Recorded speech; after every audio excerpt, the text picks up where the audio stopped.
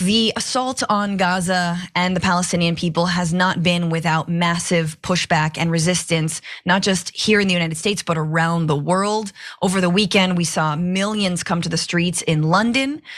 We have some footage from that right here. You can see just completely flooding the streets. There were folks in Istanbul as well. So Turkey turned out massive millions of folks on the streets there. But then you had San Francisco. Protesters in San Francisco shut down the 101 freeway, calling for a ceasefire. But truly, the acts of heroism that we're seeing are being led by one group of Americans, and that is Jewish Americans. Jewish Americans with organizations like If Not Now and Jewish Voice for Peace have been out in front calling for this ceasefire, saying that not in our name. Here is a little clip from Chicago, which had its own demonstration, and this specifically was one led by Jews in Chicago. Take a look. We are here doing as Jews in the Chicago community is to say that the Israeli government policy does not speak on our behalf, and that we do not believe that the genocide of Palestinians in any way contributes to Jewish safety, either in Palestine or here.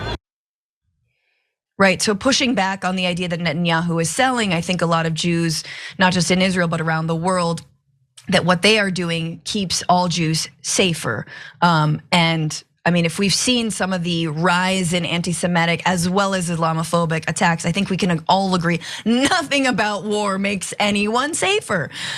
So anyway, fun double speak there. That was from JVP, Jewish Voice for Peace in Chicago. JVP in New York stepped it up a notch.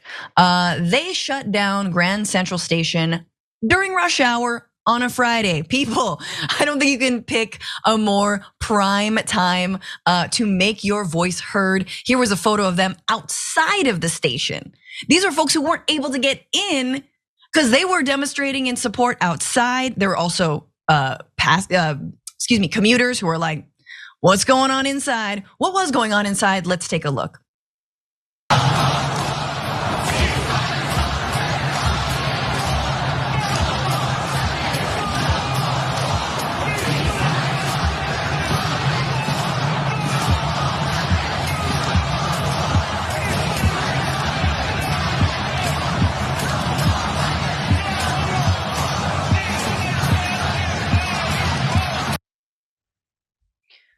So they're calling for a ceasefire, and there were rabbis among the folks. There were religious Jews, non-religious Jews, allies and supporters. I mean, that kind of action, it just sends chills down my spine because it makes me realize that, look, we are not our leaders.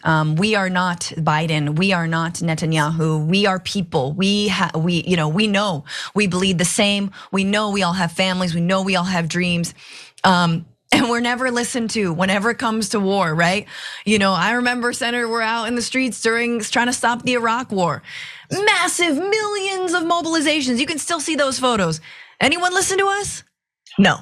But we still gotta keep hitting the streets, and we still have to keep the pressure on inside of Congress as well as on the streets here.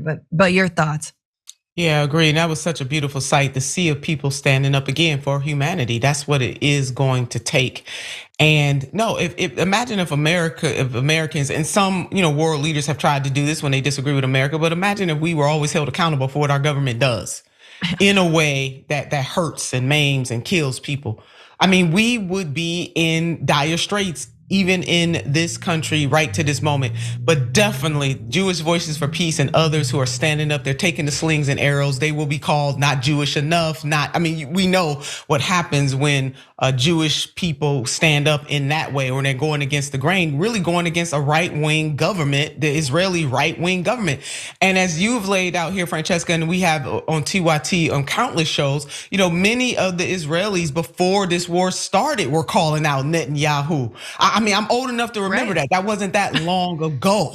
And so to see people all around the world, but especially in this country, stand up for humanity, for what is just right and good, is nothing but, it's just awe. I am absolutely in awe of these people because they're doing it at great risk to themselves, both physically and also to their person and to their jobs. I know we're gonna be talking about how people's jobs are being threatened and livelihoods are being threatened only because they're standing up for justice. Yeah, absolutely. And then finally, let's just remember that even Secretary of State Anthony Blinken has said there is no military solution to Hamas. So if there's no military solution to Hamas, what are you condoning? Why are we continuing to send weapons of war? Why are we continuing to not call for Israel for some kind of restraint or for a ceasefire? If you know this will worsen the situation, guys, the peace process has been dead for so many years now. The United States, Biden has not tried to restart it. And again, just like in his border policy, has largely doubled down on Trump's pig-headed, fascist, and very scary policies. So we need a course correction. One more quick point. This is gonna build generationally. This is not gonna end here. No. Other generations are gonna have to deal with the fallout of this. And I want people to wrap their minds around this as we think about what we should be promoting and pushing for. This is not just the physical lives on the ground, either in Israel or in the Gaza.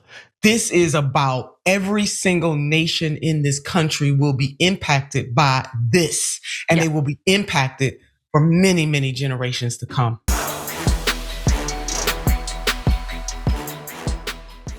Check out the Damage Report podcast each day, wherever you get your podcasts, whether Pocket Casts or Stitcher or iTunes. You can join me as I give you the news and stories you want, with a range of co-hosts and interview guests jumping in on the fun each day. Again, that's the Damage Report, wherever you get your podcasts. And if you get them at iTunes, don't forget to rate and review. Sometimes I'll read them live on the show.